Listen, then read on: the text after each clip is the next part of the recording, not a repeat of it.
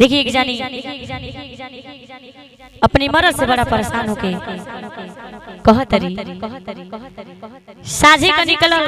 भोरहरिया में आवत रह तोहर खेला सब समझत नहीं तू कितना नीक बाड़ा कहतरी बड़ा भाव से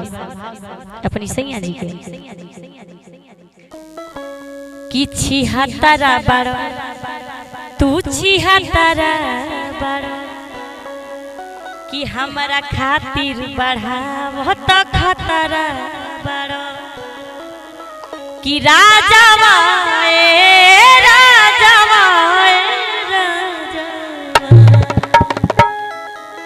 कि राजावा राजावा